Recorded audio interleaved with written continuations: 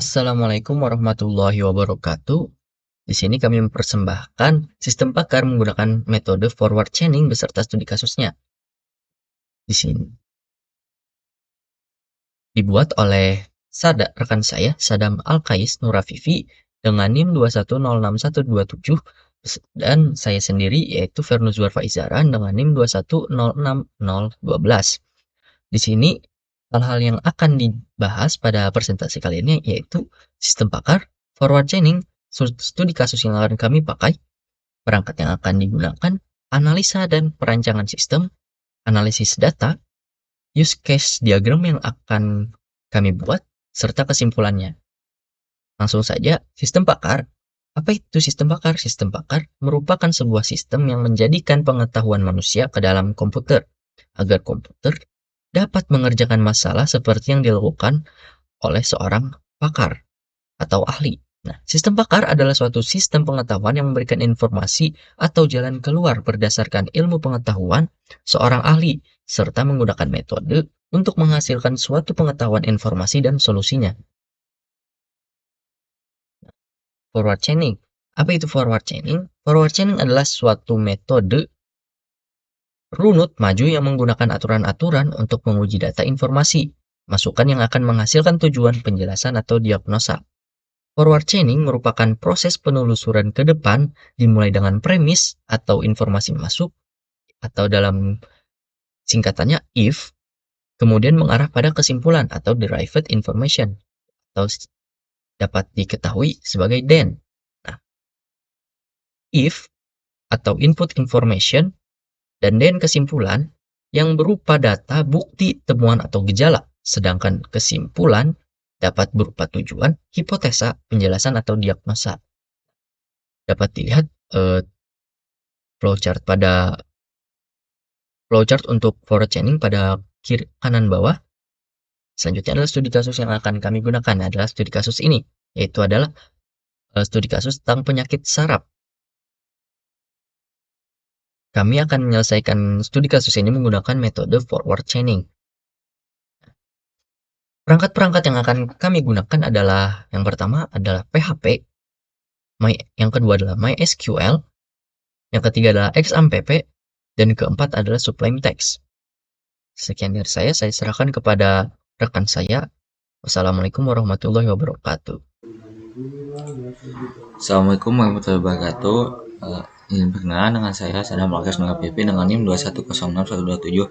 Saya akan melanjutkan dari tentang sistem pakar pada permasalahan penyakit saraf manusia menggunakan forward chaining. Oke, untuk selanjutnya analisa dan perancangan sistem. Pada perancangan suatu aplikasi sangat dibutuhkan adanya analisis untuk menghasilkan data-data yang akan dibutuhkan sistem dalam melakukan perancangan. Analisis sistem yaitu analisis sistem baru, analisis perangkat keras, bahkan perangkat lunak, dan analisis kebutuhan informasi sehingga menjadi sebuah sistem yang bagus dan layak digunakan. Kemudian ada analisa data. Pertama, data penyakit saraf. Masalah yang dibahas dalam penelitian ini adalah penyakit saraf. Beberapa jenis saraf yang terdapat pada sistem pakar ini adalah seperti pertama epilepsi, yang solusinya bisa menggunakan terapi, terus simulasi saraf vagus. Kemudian ada stroke, penanganan dingin dengan obat-obatan untuk solusinya. Kemudian ada Parkinson. Lalu ada meningitis, yaitu langkah awal pengobatan. Untuk solusinya, langkah awal untuk pengobatan akan memberikan antibiotik suntik atau intravena jenis antibiotik yang digunakan. Lalu selanjutnya data gejala penyakit saraf. Data gejala penyakit saraf yang didapat dari hasil wawancara langsung dengan dokter dan ahli. Itu ada kejang-kejang suhu tubuh, mata melihat ke atas, hilangnya kesadaran.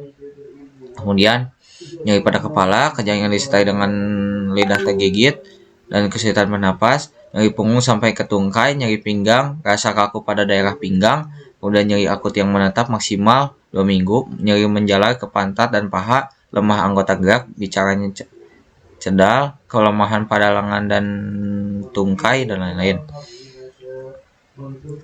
Kemudian ada analisa goal forward chaining untuk mendiagnosa penyakit saraf seperti goal untuk penelusuran penyakit P1 epilepsi, kemudian goal untuk penelusuran penyakit P2 LBP low back pain, kemudian goal untuk penelusuran penyakit P3 stroke, kemudian goal untuk penelusuran penyakit P4 Parkinson, kemudian goal untuk penelusuran penyakit P5 meningitis.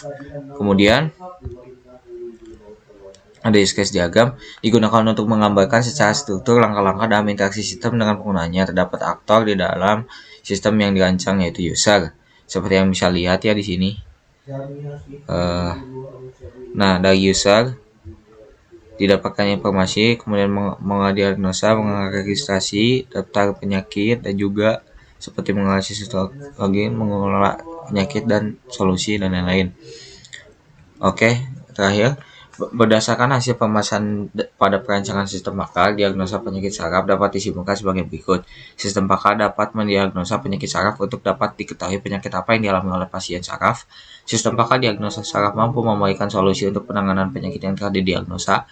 Sistem yang berbasis web dapat diakses oleh semua pasien penyakit saraf karena sistem yang dijalankan pada aplikasi web. Sistem yang bekerja dengan memanfaatkan hasil pengetahuan baru dengan basis pengetahuan lama mampu memberikan keputusan dengan memanfaatkan nilai similarity atau kemiripan antara basis pengetahuan pakar dengan apa yang terjadi pada saat diagnosa pasien.